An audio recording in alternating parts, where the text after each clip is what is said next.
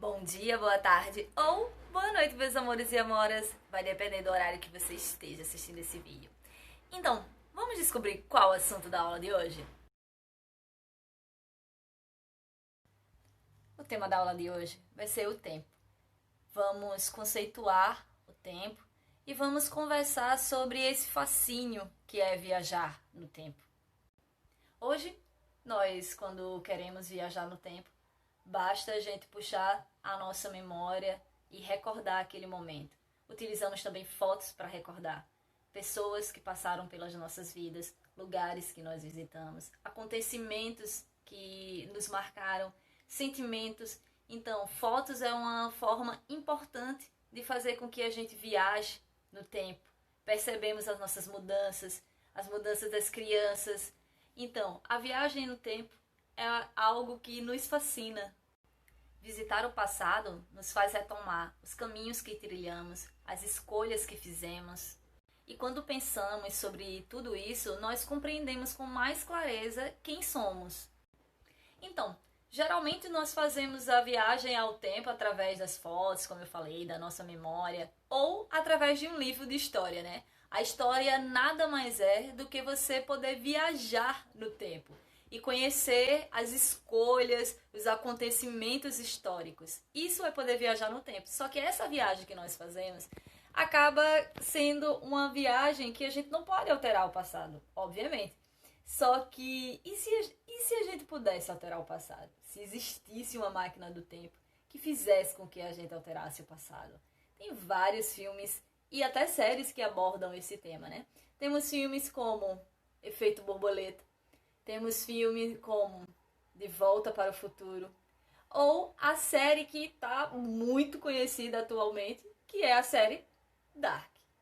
Então, se você pudesse viajar no tempo, se existisse uma máquina do tempo que te levasse para o passado, então, que momento da sua vida você gostaria de alterar? Ou mesmo reviver? Se você tivesse essa possibilidade, se existisse uma máquina do tempo, o que é que você alteraria?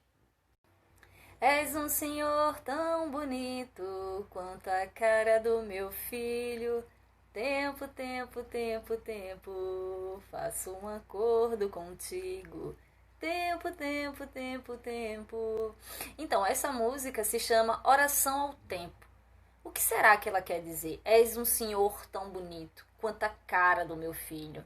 Tempo, tempo, tempo, tempo. Então, quando ela diz és um senhor tão bonito quanto a cara do meu filho, ali está representado o tempo, né? Você consegue perceber a mudança de tempo quando você olha a foto de uma criança e depois olha uma foto dela mais velha, adolescente. Então, és um senhor tão bonito quanto a cara do meu filho. A nossa idade reflete o quê? O tempo. A gente percebe através das nossas mudanças. A gente percebe a passagem do tempo através da nossa mudança, da mudança do nosso corpo, né? A pele vai envelhecendo.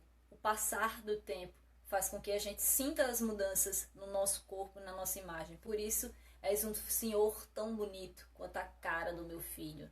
Tempo, tempo, tempo. A história é a área do conhecimento que estuda as relações humanas ao longo do tempo. Por essa razão, a ideia de tempo é fundamental para ela. Temos uma ideia do que é o tempo com base na observação das mudanças da natureza, como, por exemplo, a alternância entre dia e noite, entre as mudanças das estações do ano, o ciclo de vida das plantas, dos animais. Então, a passagem do tempo também é percebida nas coisas que acontecem ao longo das nossas vidas, como a chegada do irmão mais novo, nosso primeiro dia na escola, uma festa de aniversário, entre outros. Esses acontecimentos, eles ficam marcados em nossa memória, em fotografias e em filmes, para serem revistos e relembrados.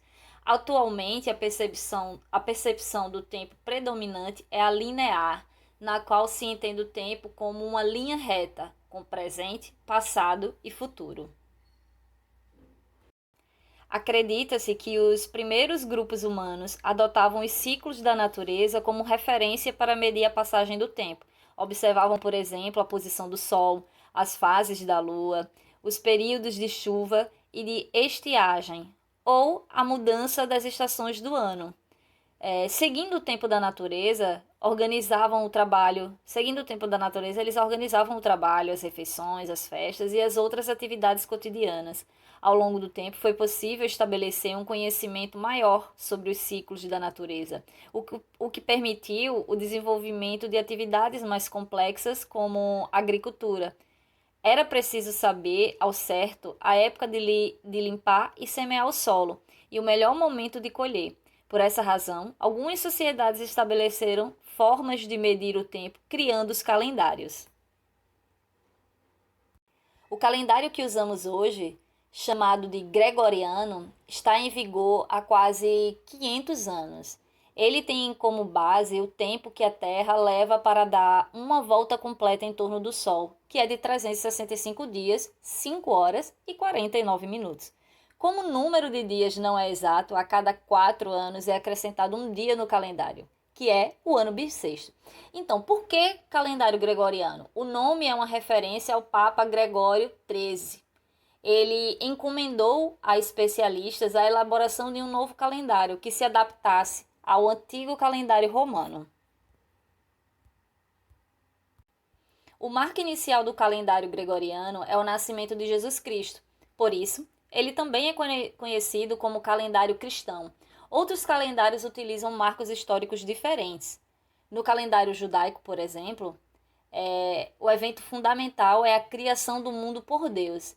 Embora o calendário gregoriano tenha sido adotado como referência em praticamente todo o mundo, há países que não utilizam ou utilizam mais de um ao mesmo tempo. Por isso, se você abrir a versão digital de um jornal de Israel, por exemplo, que é um país de maioria judaica, você vai encontrar na capa duas datas, a do calendário gregoriano, por exemplo, 24 de julho de 2020, e a do calendário judaico, que seria 3AV de 5780. Então, além do calendário gregoriano, do judaico e do islâmico, há cerca de 40 calendários em uso no mundo. Alguns se baseiam inteiramente nos ciclos astronômicos, como as fases da Lua ou o movimento aparente do Sol, sem relação com marcos históricos, né? Que é o caso do calendário gregoriano. Outros adotam episódios míticos como principal referência temporal. Há ainda os que misturam ciclos da natureza com unidades de tempos convencionais.